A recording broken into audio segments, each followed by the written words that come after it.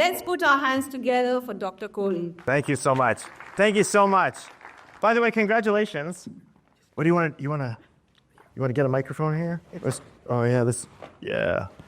Now I'm stacked with microphones. This is great. So when I screw up completely, there's going to be a perfect record of it to go on YouTube. It's going to be great. All of you are going to be like, yeah, I was there. I was there when he said that. I was there when he said that work-life balance is a myth. Do you remember that part, right? Okay, it's just like, think about it, right? Your work is half or more of your life every single day. So anything that takes up half or more of your life every day isn't other than your life. You cannot balance work and life because there's nothing other than your life. Your work takes up at least half of it. And anything that takes up half of a human life every day should be as meaningful as possible, or at least that's what I think. What do you think? Yeah. Right? Second thing, leadership. Wow, you're like high potential leaders. You've been tagged, you've been marked, now you're graduated. You've got this stamp on you and on your CV and on the door of your office for the rest of your career. Congratulations, or my condolences, depending on how it works out. Right? But leadership, it's such a big topic. I remember there was another organization, about 45,000 employees based here in Dubai, big family company, and their head of learning and development came to me and said, hey, we want you to have a look at our HYPO program, right? So they're looking at the high potential leaders, how they choose them, how they train them, how do they develop them, how do they get them coached, how do they get them together, and how do they get them to be most effective in the organization. And I said, okay, show me everything. So they made this great presentation, right? We're talking about like performance reviews and extra coaching. We're talking about psychometrics. They did all these psychometric tests to figure out who their biggest high-performing leaders were.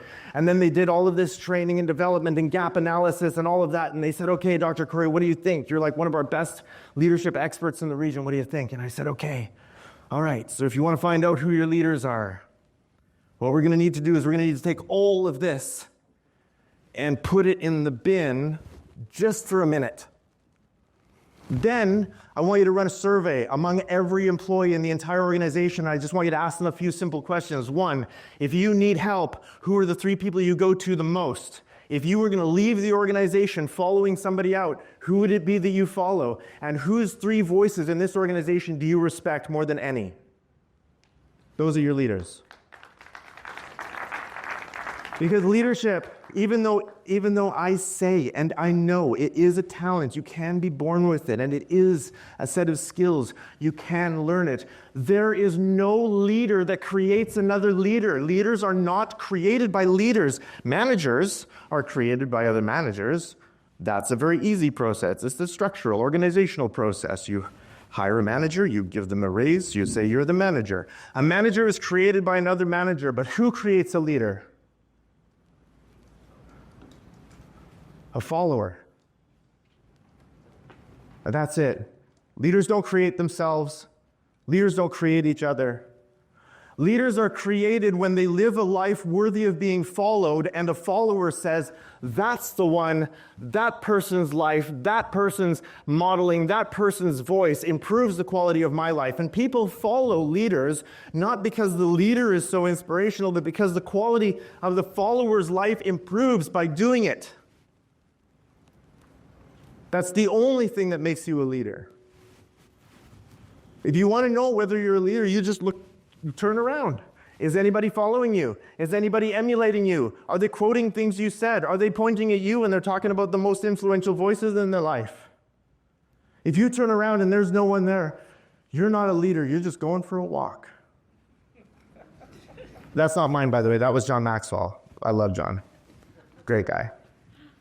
But yeah, so I get asked all the time, like, what are the best leadership technologies? What are the best leadership principles? What are the best? And I'll tell you what the best is, and it's not technology. I wish I could give you an app for leadership. I wish I could give you an app where for 9 dirhams a month per employee, you could like just create the most amazing leaders out of the leaders that you had, or out of the people that you had, and everybody would just become a great leader. And they would be all super engaged and super high performing. But there's no app for that. There's no technology. And I know. I studied artificial intelligence at MIT. I did the AI strategy at DIWA. There's no app for that. Because the reason is, The most influential tools, the most impactful tools we have in leadership development aren't digital at all. They are not technology. And in fact, they are very, very old. I'm going to give you my absolute best today. 30 years in leadership development. I have worked with executives from the World Bank, United Nations, Emirates, Microsoft, EAND, you name it. I've been in all of those executive offices, and I'll tell you the most impactful 3 things that you can learn about leadership, and that starts with meaning. If you're going to give half of your life every day to something, anything, and you don't know how many days you're going to get in your life, you just know that today is never going to come back. You kind of want today to be as meaningful as possible. And that is as true for you as it is for everyone on your team. Each and every member of your team is going to give half of their life every day to an economic project where you're the leader. If you don't have a way of making that time meaningful for them on their terms, not yours, and don't tell me your KPIs are meaningful. Don't tell me your sales goals are what motivate them. Don't even tell me the bonuses are that meaningful. Bonuses are a proxy for meaning. Why do people get up in the morning? Why do they work? What is their work? What's meaningful? You're going to tell me that presentations are meaningful? You just can't, I just get up and so excited to work on PowerPoint again today. Yes, right? Man, I'm just so excited. I really just want to balance an Excel spreadsheet and finish that budget. No, that's not why you get up in the morning. That's not why you're excited. What gives your work meaning? You've got goals, all of which have nothing to do with Landmark. Shh. Don't tell anybody, okay? But you've got education goals for your kids. You want a quality of life for your family. You want to put gas in the car, food on the plate, take a vacation at a reasonable time every year. You want to retire at a reasonable age. Those are your goals. That's why you show up. That's why you're really there. Guess what? It's exactly the same for every single member of your team. They are there for reasons that have nothing to do with baby clothes or furniture. Shh. You want to know what gives your life meaning? That's what gives your life meaning, right? For number one, they want meaning. In psychology, we think of meaning as the combination of 2 things. One is purpose and the other is significance. We, as humans, we've survived the last 1,000,000 years on this planet by doing stuff. Purpose. We do things with a purpose. We like to get things done, but you can't just do stuff, right? Digging a hole, filling it back in again, that's doing stuff. So you need it to be significant. You need to do something that matters. And there's 2 ways of accomplishing that. One is you can define what matters and then do it. Or you can take what you do and make it matter. And that's the key. That's the key to really, really great leadership. Now, if you want to live a life worthy of being followed, connect what your team does today with what matters to them, which has nothing to do with the job. Connect it to the quality of life they've got for their kids, for them taking care of their parents, for the goals they've got for their vacation, for their career path. Connect it to the career trajectory that they're looking at, even if it leads outside of Landmark. The majority of you aren't going to retire here. That's fine. Let's just acknowledge what's true. It was true before I said it. Now I just said it. Okay? Doesn't matter. I just want to know that for however long you're on my team, 2 years, 2 months, 20 years, doesn't matter. I want you to know that you're here focused on your goals and that you know that the best, most effective, fastest way for you to achieve your personal goals for your personal life is to behave very well and perform very well on my team. Because that I can trust. If you're following me because you're in love with me, well, the bar's too high. I'm not that great. Okay? I got to live up to that. I can't live up to that. Nobody can live up to that. You're not following me because I'm great. You're following me because it's improving the quality of your life. That's the truth. Meaning. And you can curate that meaning with 0 carrots and 0 sticks. No threats, no consequences, no bribes, no bonuses. It's easy. They carry it in with them right here. Why are you here? And why are you here? Why did you end up at Landmark and not somewhere else? You're talented. Every one of you is talented. And why is it you that's sitting in your chair and not someone else? I mean, you're pretty special, but you're not that special. If you can answer those two questions, you can help your team to answer those two questions. That's the meaning that they're looking for. No carrots, no sticks. Stop treating your employees like donkeys and actually lead them. Live a life worthy of being followed. Do you know who's following you, by the way? Do you know who those people? Each and every one of the members of your team is an apex predator. Each and every member of your team is the successful result of 1,000,000 years of survival and adaptation. Every single member of your team is the result of 10,000 successful iterations of an improving design. They will do exactly what is best for them because that's what apex predators do, right? So if they're not connected with you, if they don't feel that connection, if they're not connected with you, that's number two. Number one is meaning. Number two is connection. Humans want to be connected. We need to be connected. We want to be connected with each other. We need to belong to each other. Actually, the majority of human race, like we can track this back about 1,000,000 years. We don't survive alone, right? We can't even create another layer of humans without partnering with other humans. And if we're partnering with other humans and I'm off hunting and gathering, well, who's protecting my little family from other apex predators on the planet? Well, now I'm going to need another tribe. Okay, so tribes, cities, nations, empires, religions. Since the Industrial Revolution, we've had businesses, and businesses are just a very new form of a very old truth. And the old truth that is in new form is that we are selfish and we are better selfish together. The most effective form of selfishness is on teams. When you're connected with each other, you do better. When you're connected with a bunch of other people that are trying to fulfill their goals for their personal life by moving baby clothes around the world again today. It's just a game, right? But if they're connected with you and they believe in you and they trust you and you trust them and you support them, that's what's really going to make the difference. And it starts on the basic level. I've got this chart, this inclusion, right? Like it starts with inclusion. But just because you're included doesn't mean that you're heard. Inclusion is the baseline. It's level one. If you're included, that doesn't mean you're heard. So if you say something and then it's echoed back to you somehow, then yeah, you're heard, but that doesn't mean you're understood. So if somebody else says it back to you in the same way that you've said it to them and it means something to you, then yeah, maybe you've been included and heard and understood, but that doesn't mean you're valued. So if it leads to meaningful change, if what you say actually gets enacted and brought into the decision-making process and results in change, then you're valued. And if you're valued over a longer period of time, then, well, that's the ultimate form of connection, right? I was raised in a really loving home. I felt very connected as a child. I don't know if that's the same example or the same life for you as a child, but I was raised in a very loving home. I was really connected. Every day my parents told me that they loved me. It was super annoying. I'd be like, hey, Mom. She's like, oh, I love you so much, son. I love you so much. And my dad's like, oh, I love you, son. Every day, I love you, son. I love you. And I'm like, Dad, stop it. I'm 49 now. This is getting embarrassing. You need to just give me a little bit of personal space. But I was right. We were told, love our siblings, love our neighbors. I went to church every Sunday. I was told to love my neighbor as myself. We were all told to love one another, and that was how I was raised. I was raised through all of that. And the problem with being raised in a really loving home and a really loving society like that is that I grew up and I became an adult and I discovered that it was all a terrible lie.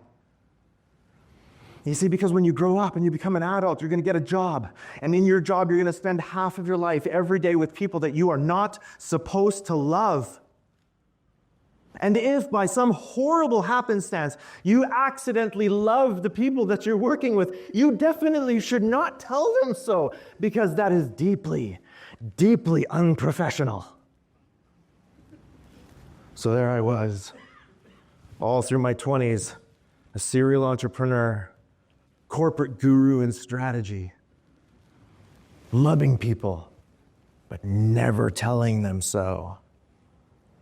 Until about 6 years ago, I was restructuring Daniel Wellington. It's a $600 million watch company. The CEO and I had been on the phone for about 45 minutes, and I was in the parking lot, he was in the office. We were talking about restructuring stuff that we were going to enact on Monday morning. It was Friday afternoon. We were making last-minute decisions, and these were really big decisions, right? They were going to affect a lot of people's lives, and some of them were very difficult decisions, and so it was a really emotive conversation, and our hearts were for the people, and how are we going to talk, how are we going to present this, how are we going to say that? And at the very end of this very deep, emotional, connected conversation with this incredibly emotionally intelligent CEO, I remember I had the phone in my hand. I was like, okay, all right, it's good to talk to you. I think we've got a plan. This is great. I'll see you on Monday. I love you. Oh, no. Did I just tell the CEO of a $600 million company that I love him? Oh, no, I did too. So I'm reaching down as fast as I can for the little red button on the phone, right? I'm going to hang up, right? There's no way for us to ever know if that's actually what I said, right? So I'm like reaching down as fast as I can, and just as I'm about to push it, I heard his voice through the other side of the speaker. It was really faint, but I could hear it. He's like, great work, Corrie. See you Monday. Love you too. Click. Damn it. We never spoke of it again. He's a good friend. We've still not talked about that. Why? Why though? Why can't I tell the CEO client that I love him if it's true? Why? That doesn't make sense to me. I love chocolate. That's true. I love my children. That's true. Why can't somewhere between chocolate and my children I can find a word that I can use to describe my relationships with people at work that are just as loyal and compassionate and committed and trustworthy? But I read hundreds of books every year on leadership. I've not read, you know Simon Sinek? Simon Sinek, great thinker. Any of you ever read his books, seen his videos? He's my guru on empathy. Where is Simon Sinek's book on the highest form of empathy, which is love? Do you know Amy Edmondson? Fantastic thinker, Harvard professor. She's the originator of the idea of psychological safety in the office. Where is Amy Edmondson's book on the highest form of psychological safety, which is also love? Where is Stephen Covey's book on the highest form of trust? Where's the book on the highest form of belonging, shared values, discretionary effort? Where's the highest book on where's the book on the highest form of critical feedback, which is also love? It didn't make sense to me as a leadership expert that I wasn't reading hundreds of books on love in leadership, but there they aren't. They're not there. So I wrote it. I wrote it because I was disappointed that it wasn't already there. It should have existed already. It didn't. My book, Love at Work, I have a few copies here if you really want one, became Amazon Global's #1 bestseller in management last year, which I'm very happy about, very proud of, which is great. People really actually want to talk about this. But that's the last rung in leadership. You want to be a really effective leader, love is the highest form. What's the highest form of empathy, trust, belonging, shared values, and discretionary effort? Love. You want your people to develop themselves when you're not working. You want that discretionary effort. You want them to bend over backwards because they've got a relationship with you. Well, love is the highest form of all of that. There's no app for that. I'm so sorry. The technology is 1 million years old. And meaning and connection. And the last one, I think that also there's no app for this, is fulfillment. I think all of you should connect with me on LinkedIn, by the way. If you haven't looked me up on LinkedIn already, find me on LinkedIn, connect with me there. I've got great content. It's going to be interesting. But I also want you to stalk my profile a little bit, just have a look. Because the most common question I get when people look at my LinkedIn profile isn't why I did all the things that I did. I mean, I've got like PhDs in history, and I've studied neuroscience, and I'm a licensed, I've got a lot of weird certifications. And people don't ask me why I did them. People ask me how. How did you do it all? Like it's a lot. I did a lot. I've been doing a lot. And the reason why I do a lot is because it's difficult. And I do difficult things because I'm an apex predator, because I too am the product of 10,000 successful generations of survival and adaptation, and I'm capable of much more than even I think I'm capable of. But I'll tell you what, those things, the biggest things, right? Like writing a book, starting a company, raising a child. I've got 5 kids. Y'all got kids? And we got kids? Yeah, it sucks, man. Parenthood is hard. You think management is tough? Fatherhood, whoa. I was not prepared for that. They did not come out with an instruction manual. Man, like somebody should prepare you for that. No, there's no preparation for that. You got to wing that. So yeah, writing books, starting companies, raising kids, doing a PhD, like all of that. All of those really, really big things that seem like really, really impactful, they did not make me happy when I was doing them. And I know, like, we've got a huge concentration on happiness at work, right? We want our employees to be happy. We want employee happiness numbers to go up. We live in the UAE, which is an incredible blessing because we've got a minister of happiness, which is amazing. It's amazing. But none of the things that I was doing that made me most fulfilled, that gave me the greatest sense of purpose and satisfaction, made me happy. I tell you what, when it's just you and the books at 2 a.m. and nobody's standing behind you telling you to get it done, that's not happy.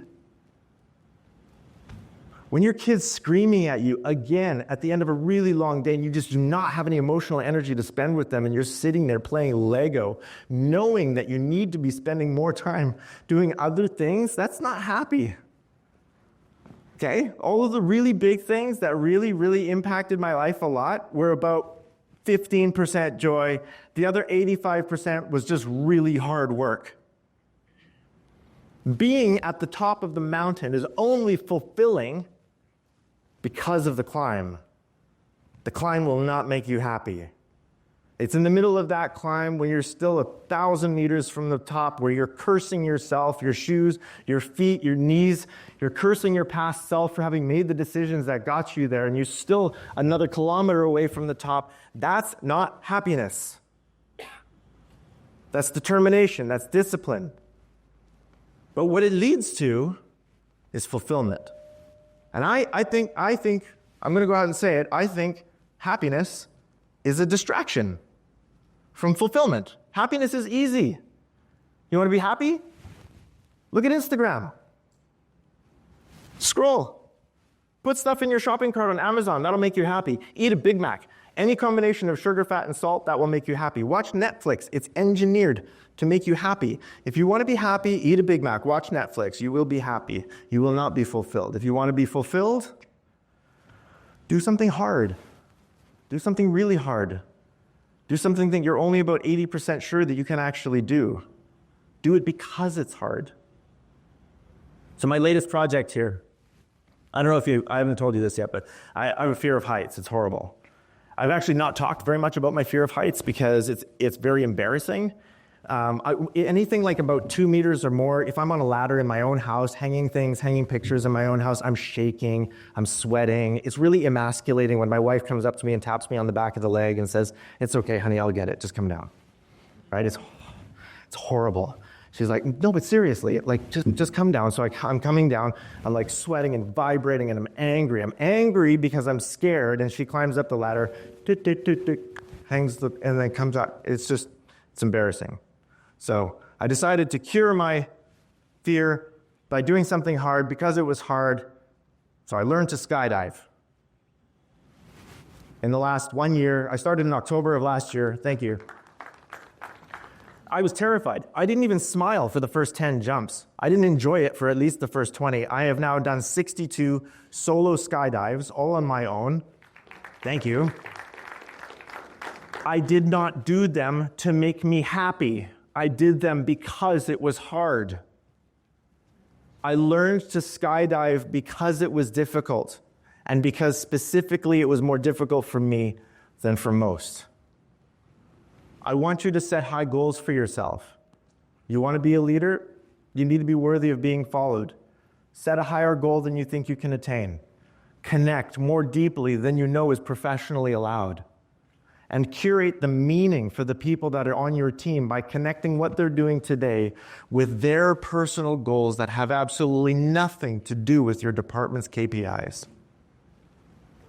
None of that is good tech. All of it is extremely profitable. 90% of employees are willing to work for 23% less if they're working in a job that they find meaningful. Not that you'll pay them less, because that same study found that those employees that are willing to work for less actually get paid more. If they're working in a job where they find meaning at work, you'll pay them more. Because why? Because it's meaningful. So they'll put in an extra hour of discretionary effort every week. They'll put in 2 less leave days every year. They'll live healthier, happier, and scientifically, statistically now, we know this, they will live longer lives if they find their work meaningful. Yes, you can lengthen the life of your employees by helping them to find meaning at work. And that sense of connection, you know what that impact is? Gallup's 2019 study, I don't know if any of you have ever read it, but Gallup, 50,000 business units, 1.4 million employees, over 147 different industries, all came up with the same result. Those employees who are better connected in their work, those companies enjoy 41% less absenteeism, 59% less turnover, 17% higher average performance, and 21% higher profitability on average. And 70% of all of the variance on all of those cool statistics and all of that really great science comes down to a single connection in the organization. Do you know what that connection is? It's the manager. If an employee feels, not thinks, feels, if an employee feels connected with their line manager when they're at work, your company will enjoy all of those benefits. That's 14.7% variance on your net profit earned by whether or not an employee feels connected with you. That's the science of it. This is intensely profitable, you guys. But there's no app for it, and there's no technology for it. It is 1 million years old. And each and every one of you your ancestors earned you the right to be here through those rules. They knew how to create meaning, they knew who to connect with, and they did the hard things. Thank you for inviting me.